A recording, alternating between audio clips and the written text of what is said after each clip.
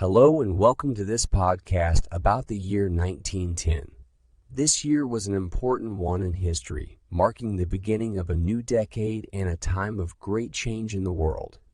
Today, we'll explore some of the key events that shaped the year 1910 and their lasting impact. Let's start with politics. In 1910, Europe was on the brink of war. Tensions between the major powers were high and the arms race was in full swing. In the Balkans, tensions between Austria-Hungary and Serbia were particularly high, and many feared that a conflict between these two countries could spark a larger war. Meanwhile, in the United States, President William Howard Taft was in the midst of his first term in office. Taft had succeeded Theodore Roosevelt, who had decided not to seek re-election after his 2 terms in office. Taft faced many challenges during his presidency, including a struggling economy and a growing movement for women's suffrage. Speaking of women's suffrage, 1910 was a significant year for the movement. In the United States, suffragists organized a large parade in New York City to demand the right to vote.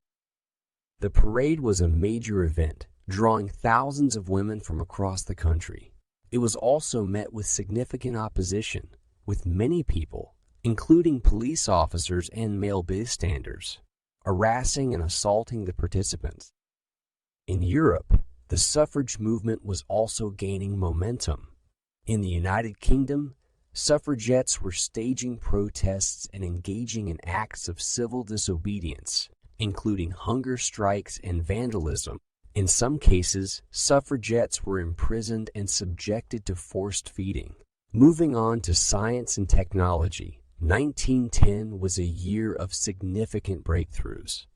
In aviation, French aviator Louis Bleriot made history by becoming the first person to fly across the English Channel. Bleriot's flight was a major achievement, demonstrating the potential of aviation and paving the way for future developments in the field. Meanwhile, in medicine, German scientist Paul Ehrlich was awarded the Nobel Prize for his work on immunology.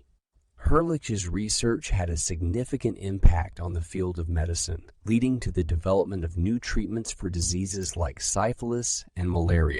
In popular culture, 1910 was a time of great creativity and innovation. In the world of music, ragtime was a popular genre with its like Maple Leaf Rag by Scott Joplin topping the charts.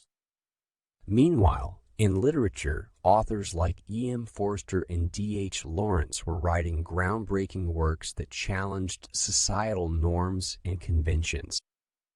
In the world of sports, 1910 was also a significant year.